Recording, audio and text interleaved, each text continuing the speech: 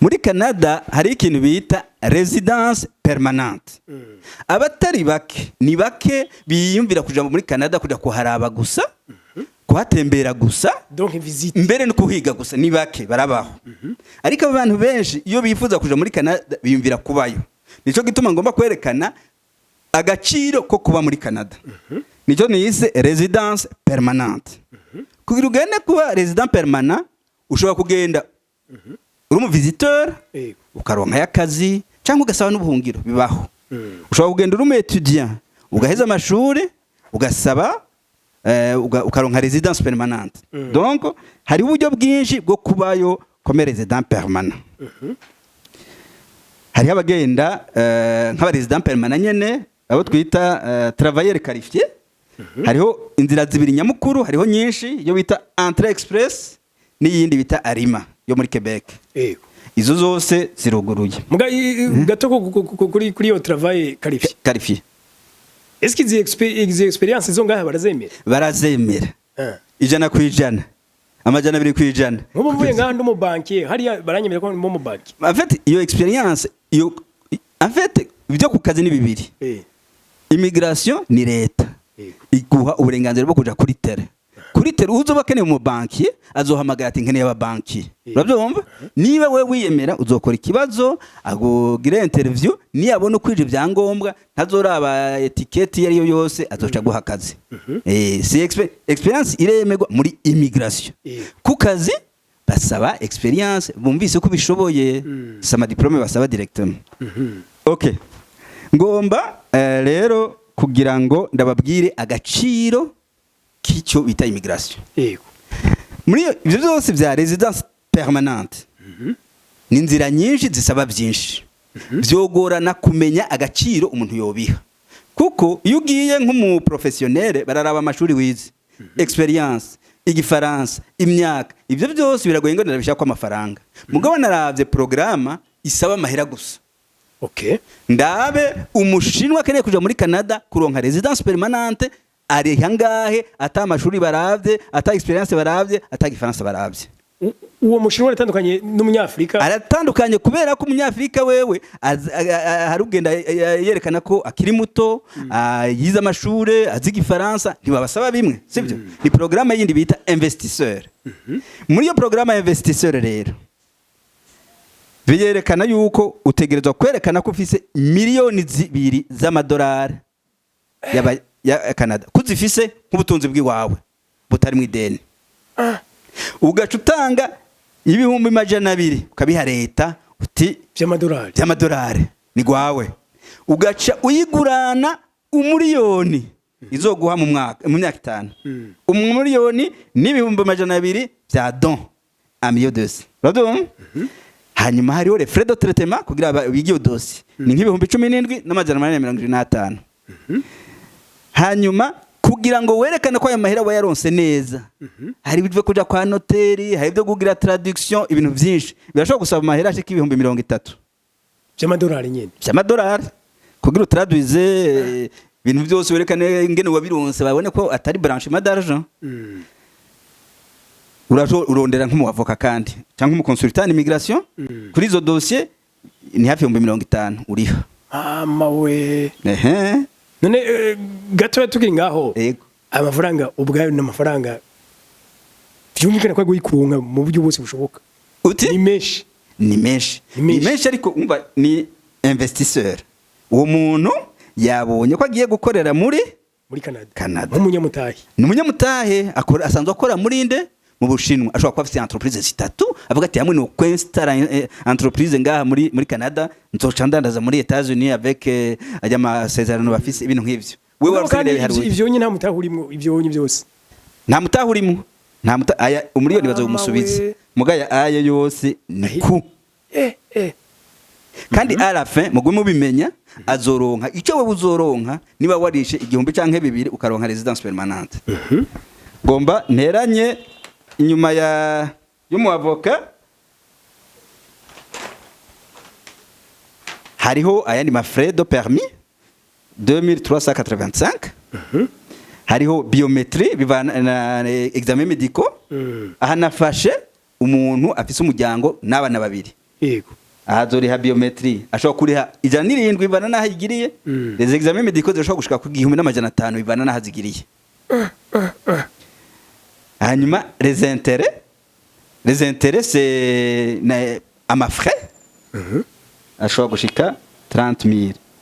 yose yamuteranije arashika muyo twateranje ashobora umuriyoni n'ibihumbi 337 gushika ku miliyoni n'ibihumbi 350 umuriyoni yazo umusubiza Jean Comte mavyumvise yego ariko ibyo bihumbi birenga 350 aya 350 niyo mahera yarishe kugira ronke residence permanente ashobora gushika n'amajana mavyumvise iki ni cambere kugira umenye agaciro kico kintu turiko turavuga iyo turiko tuvuga visa de résidence permanente au Canada immigration au Canada turiko tuvuga kuja i Dubai canke kuja handi hose tuba turiko tuvuga kuja kubayo n'umuryango wawe n'ama implication bizozana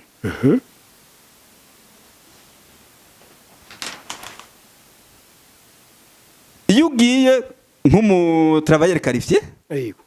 ngira ngaruke hahandi hamwe mvuga nti wewe ushobora kutaje muri Canada utabishatse gusa mba mpagaze kuki mpagaze kuri kajya gaciro mpejeje kubona yego kuko nico kimpa ide y'agaciro iyo residence permanente fisi nkaca ndaba ivyo wewe turiko turavugana ufite imyaka 25 20 icyo uteza gukora amashuri ushobora kuba ufite bac experience iri ku 15 age 12 igifaransa n'icongereza 28 adaptabilité no kuvuga ni buri marié madame wabaga amenya igifaransa n'icongereza 10 ba emploi validé urufise akazi muri Canada 10 uravyumva aka kazi ashobora kutakaronka ni bake bakaronka usigaye gukora ku manota 90 muri ayo manota 90 hariyo amanota 28 agizwe n'igifaransa n'icongereza ni menshi asanzwe ari menshi ayo menshi cyane aya mashuri benshi barayafise iyi experience mu buzima bwawe uratebuka yironka imyaka 5 cyangwa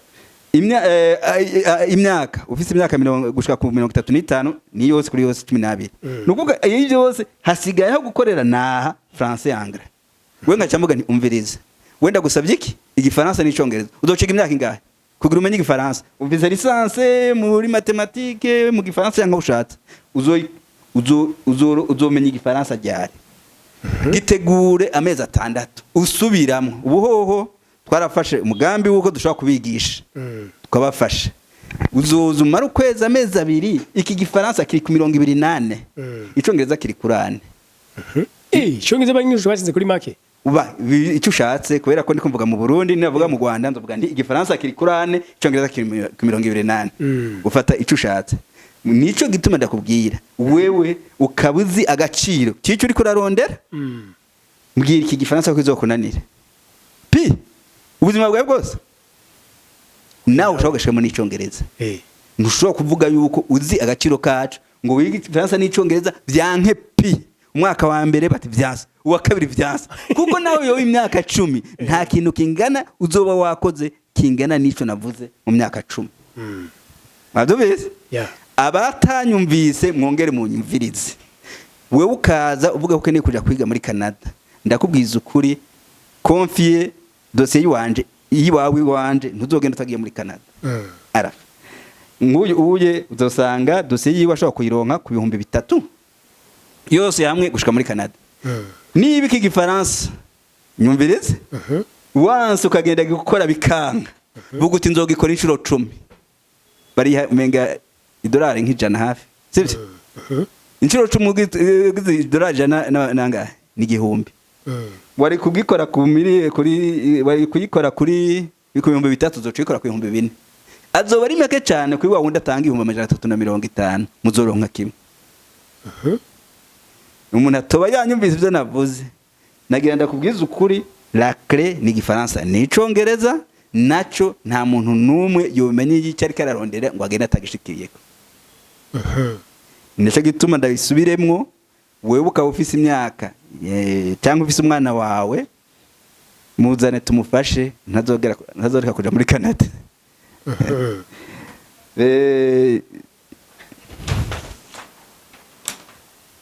okay ibishika kuri residence permanente si ijya travail qualifié gusa hari abantu bagenda arabayituje ba gusaba visa étudiant biravaria hari abayisaba kuri $500 agacavuga ngo ngomba kwishura abantu bambwiye ngo navuze yuko bikunda kandi bishoboka ngo ariko baraje ngo ndabasabire visa barayibura. Yego. Kandi barayarishe. Nta na rimwe zo kubwira yuko jewe ntanga visa. Canke savye rimwe iminsi yose ca ndonka. Abatari bakenda ronka mugabo si bose. Wewe utaronse. Bumva ko ari 500 vuguti nzosaba 5 ni 2500. Ni wasaba 5 ubwa mbere urasaba. Ni bakwima nzosaba access à l'information mbaze nti bamwimiye iki. Bambwira bati iki ndayikosore. Nasaba ijya kabiri nibaza nikindi ndagisabe ndayikosore ijya gatatu bazompa. Ariko ni bavuga uti ko naje rimwe nkabura vyanse ntuzi cyo kurarondera. None mbega iyo nko munyeshuri dufate cyangwa wowe se yipfuza kuja muri Canada yaje akariyanka ayo mafaranga donc nkizo singisa muri ko muramusaba hama bikanga. Yego. Ico gihe amahera ayo 5 arayasubizwa. Yasubizwa gute kandi yakoze? Wewe urumvise dossier ico gihe ni mwebwe abazwa canke abazwa bariya umuntu iyo kwidogera ndi nta muntu yo kwidogera uri kuvuga jewe nta muntu azo kwidogera jewe nzomwa compagnie akazi mfise singurisha visa kuko iyo nayigurisha sinayigurisha $500 urazo singurisha visa ngaha muri immigration yari naho nyene basaba amahera yabo ati naya traitement sayo kuguha visa nina traitement nkasanga ntukuri byangombwa nzokwishura ego canke oya nishura ego nigishura oya uzoriha kandi wasura gusaba uzosanga indi mahera nanje nuko nyene niba sindiko nta barundi ngaha canke abandi mumaze kubifasha bamaze kubidogera ko ari mu mayariye buba batabitahuye mugabo hariho contrat iba yanditse ati jewe sintanga visa yego si jewe ntanga visa ndagufasha nk'umuhinga kugira uronke visa ni nkuko uja mu rubanza ukabwira avocati ko nsinzwe ni wewe ari abidogera avoka sibyo mbwa avoka normal bakeneye gutsinda kuko nawe nyene adatsinze sinzi ko ndiko bandanya ko cagahera hamwe yo gumatsindwa ko cagahera sibyo aya rero ni none ngenda gusubiremo urashaka kugenda uri mu visiteur warisha $500 ukaronka residence permanente imwe barihira 350 kugira rero uvuga uti jewe nagerageje uzoze usabere imwe turonse imana iguheza gihe tutaronse dusubire tubaze gituma bataguhaye ucuza duhongere dusabe twongere dusabe kenshi kameme ntusura kuri $500 niba ari washa $500 hariho les données biométriques kuba watanze ziguma zikora bazoriya nk'amajana peut-être cyangwa na 30 sinzi nkaye donc niba uzi icyo uri kurarondera nagenda kubwiza ukuri ntiwovuga yuko byanse kubera ko ikibazo kihari turakenye umuntu yaronse $500 yitanze ari sacrifice ari hagera ivyo no kubitahura tukabitahura tukamenya yuko ikibazo kiri ku buryo bw'iwanje mugabo sino suvuga ko muri Canada hugaye kuri uwo muturiste aje kuvisita mbega yego biyavye ururimi navyo birakenewe nta nakimwe gikenewe n'abayitujya nta rurimi rukenewe kenshi nta nakimwe gikenewe nta nakimwe muri ivyo gikenewe ari kwiga ari kuvisita nta nakimwe gikenewe bijya bikenewe ku bantu bagenda kujana n'imiryango yabo canke bagiye kugenda comme travailler qualifié kuko abaronka résidence permanente hari abagenda bayifise hari abayisabira hariya mu bundi buryo okay aho icya gatatu hari abantu bavuga ngo nguye ngo byarugaye ngo ntayino nabahaye aya ma chiffre ndabahaye ni integekanyo y'iyi myaka 3 iza kuvyerekeye ibi ni donc sibiriko biraje mu ngiro kano kanya ni biriko biraje muri aka kanya muri 2025 2026 na 2027 okay nivyo ngomba ko ibinyiranda babwire umba harabavuga ngo barugaye muri uyu mwaka aba visiteur ntibarimo aba visiteur nta limite barashobora kwakira ni miliyoni 5 10 nta na kimwe biye kugira tourisme tusandi barimo harimo aba étudiants donc muri make bagiye kubayo gusa abagiye kubayo direct aba nabo nyene nabagiye kubayo imyaka 2 temporaire resident temporaire ngabanyeshuri besho urabaca bagumayo bajya kugumayo ni indi dossier baba bafashe iyindi visa yindi permis ya mbere iba yabahaye kwiga ari imyaka 3 nibereye mu nyuma uhereje imyaka 3 baraguha gukorayo imyaka 3 muri iyo myaka 3 ukaba waronse ya residence permanente gacugumayo sivyo hari nabandi baba basavye azire bwiye donc ni umuriyoni ni 68 n'amajana nibo bantu bakiriwe bazokwakirwa muri imyaka 3 muri uyu mwaka umwe uno mwaka umwe umuriyoni n'ibihumbi 68 n'amajana 650 muri uyu mwaka wa 2025 2025 bavuga ko bugaye sukuri baragabanije nivyo kubera ko aha hari twari twiteze amajana 480 hariho nk'ibihumbi 100 byavuye ko ngaha bashobora kuba ari benshi kandi naho mugabo naba sibake sivyo ni umuriyoni urenga muri uyu mwaka bagenda kubayo. None ko hari hagumye havugwa inkuru ngo nyine nkuko muvize ngo byarugawe en fait zo mwibarabara izo nizo mwibarabara nizo cyo gituma naguhamagaye kugira ngo abafisi izo zihindure nizi ndiko ndabaha nizo zanditse muri umwaka uza bazokwakira 380 bagiye kubayo 2026 dushaka tuvuge amajana 896 n'amajana 6 bagiye kubayo harimwo resident permanent resident temporaire aho aba visiteurs ntibarimo aba visiteurs bashobora kwakira ni miliyoni 5 na 10 nta na kimwe mu mwaka wa 2027 bazokwakira 908 n'amajana 6 ntibigeze bugara oya byagiye mu ibarabara gusa ntibigeze bugara bugaye kwa kiransa rekota zanditswe mva nko muri arima baba kwije hakiri kare baca barasuspanda ubu ariko baruguru buke mugabo globalement ibitigiri biriho mugabo nkuko turiko turabibona umuntu aravye ibitigiri by'abantu bakinewe yo nisinzi nawe umuntu wese uvuga ati uko biri kose muri abo sinobura jewe jenyine so ikibazo cyakiza rero ubwo buryo bwa buryo mwatwereka buryo se uburyo bworonka no mu Burundi pe burya bajya n'abantu babashinwa gusa ni programme imwe y'aba investisseur bijya ntibarenze 1,700 ntibarenze 1,700 bose hamwe yego bajya naho nyine barabarimita kuko boronka benshi yego mugabo ntibarenga 1,700 ba programme sinzi ko ziriko ziranakora ubu yo ya investisseur radum ijya mugabo ni reference nafashe abantu bazi agaciro ka residence permanente amahera bari prekori bivuze ko rero nko kuri abanyafrika n'abarundi turimo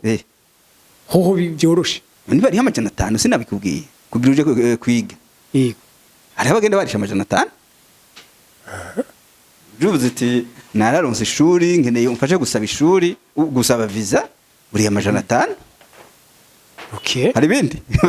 niba barisha amajana 350 babandi twabona buri amajana 5 nivuga uti nifuza kuja gutembera kubera imvuze nizi umuntu akagufasha buri amajana 5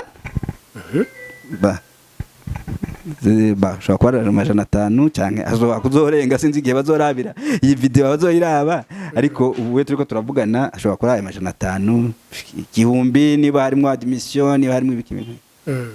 donc rero uyu munsi message centrale kwa kuvuga abantu bavuga yuko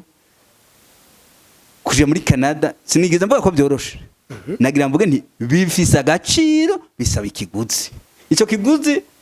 kirashoboka mwakibonye niki kwiga igifaransa n'icongereza bishobotse ariko mugabo uko biri kose ni tombora nta tombora nimwe irimo tombora yahe amashuri hari tombora wonye irimo sinakweretse amanota mbere ngaya ufise amashuri aho wayize hose 21 ufise bac ufise master 23 ufise doctorat 25 wize mu Buhindi mu Bushinwa mu Bufaransa c'est la même chose udafise amashuri nawe kumuri udafite amashuri uja mu yandi ma programme iyi ntibirimo kuko udafite amashuri ntibaronka amanota akenewe ariko iyo programme zindi zirabaho ku bantu batize cyane visite nta mashuri bisa kumba kujya kuvisita werekana ko ubishoboye yego sandu ugendera n'izindi nta n'ibindi bihugu nta mashuri bagusaba rero we barusanze uvuga les opportunités iyi opportunité irahari kandi hindura ubuzima kimwe gusa kutayimenya agaciro kayo ngereza kweka bambere batamenya agaciro kayo abantu bataza agaciro kayo nabantu bafata amadosiye yayo bakashira mu ibarabara gufata dosiye yawe ukayiha umuntu utazi ko ejo uzomusangaho kandi naho yo bari umuhinga si ngombwa caronka visa buno nyene nigihe tayironse rero ejo nturonka ivyo yashize muri iyo dosiye biragoye ingene ibandanya umva wewe uzoba kubera kutamenya agaciro kayo kubera ko nakubwiye niba uza agaciro kayo nubwo ko witeguye gusaba rimwe byanse kabiri byanse imisi yose kuko agaciro kayo kazoguma kari hejuru y'ibyo uzomaze gukora ni wasaba 10 inshuro 10 suppose uzobarisha 5,000 sibyo $100 menshi hariho abandi babarishe angahe 350 kugira baronke icugira ronke igifaransa nicyakunanira ugakora rimwe ugacuvuga ngo vyanse warisha $100 kugira ukora ico gifaransa niburi uzi cyarico kora inshuro 10 ba ndiko mvuga ndenza rugero nta muntu akora 10 urashaka gukora kabiri gusanga wagito cyangwa gatatu cyangwa ukaza ukaronka abantu bagufasha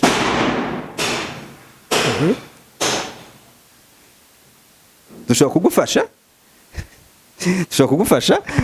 ugategura icyo gifaransa cyangwa icyongereza bigatera imbere nico nagomba kameme abantu bamenye icyambere navuze nti ushobora kutaje muri Canada utabisha niba uza agaciro kavyo ukaburi witeguye gutanga ikiguzi cyavyo urashobora kuja muri Canada ariko inkuru nyinshi abantu bakunze kumva muri zisha ku ma réseaux sociaux ko Canada ari igihugu kimeze neza kigize iki gutya na gutya aha n'abateba baka sinzi ko ari ndenza rugero ngo ni paradiso jewe ni mu bantu bakivuze gutyo no bandi mu jewe ndiko ndakubwira Canada ndabura amaterme kukubwira ngo jewe si muri parada ariko ni mwijuru tumu pastor ndabivuga uko ndabitahura muri Canada ni gihugu wumva utekanye wumva uri wanyu ivy'amahera nibiki nahandi wo yasangaho ivy'amahera sinzi ashobora kwa atariho na menshi kusha handi hose muga nico gihugu ushitsemo abanyumva ngomba kuvuga kitarimo plafond de verre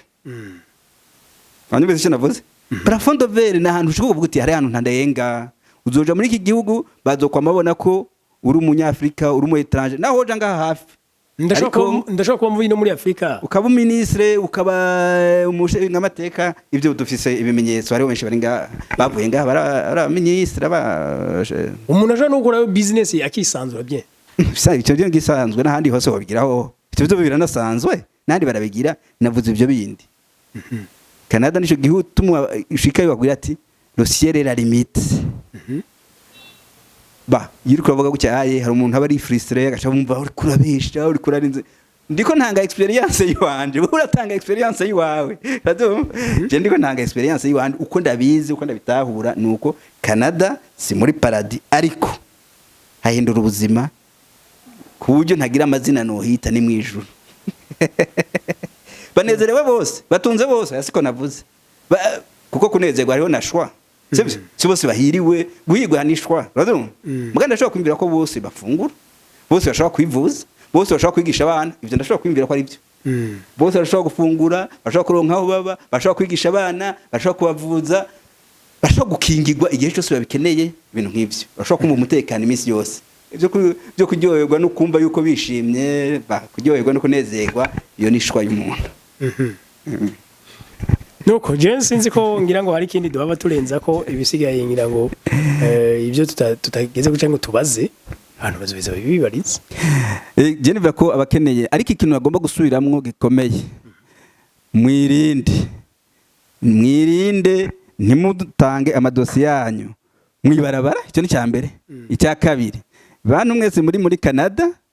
mwifuza gufasha abana banyu canka bakuze mureke kubakorera amadosiye mubasabira amashuri ibya immigration mubiha abahinga kuko biragoye biboneka nk'ivyoroshe ushobora kubona bikoze ukabishobora mugabo le fait yuko ugira ukore dossier utazi kwici itanga inyishu kubera ko imvo nyinshi ushobora kuba imeze neza ntiro itanga inyishu nziza ni byiza ko yiha umuntu azoyibandaniriza ko akavuga ati byankiye aho bwa mbere mbandanirize ko ngahaye kubera umuhinga kandi ari byakora imisi yose muntu ushira dossier yawe munsi y'igiti ku bantu batafitiye ubumenyi cyangwa uburenganzira atavyuzi yuko babizi bakubwira ko bamaze kurungika naka wewe nuko utamenya agaciro k'ibyo urakora ndabikubujije icya gatatu mugerageze murabe ntimuze mwibwe n'abantu bitira izina ry'uwanje jewe nimero y'uwanje muraja kuyibona ni 343 463 3013 yo muri Canada yi Burundi ni 69 47 97 ubusa 6. Izo ni personnel nizo zonyene mushobora gucaka, izindi zose ntimuze muzemere. Hari zo ziba ziri ku biro iwanje birabaho, ariko izo ni nyamukuru. Mugira ibihe byiza. Nuko ndabashimiye, reka nifurize cyane amahirwe benshi bazobigerageza. Nimwashika muze mutwibuke ko twabarangiye mu opportunity. Nuko kino gigana mugisangiza abandi, mwiyaboneshe tumuryango munini w'abarundi bahora basangira amahirwe. Naho utaha mwari kumwe nawe mu dishanyuma. Bye bye.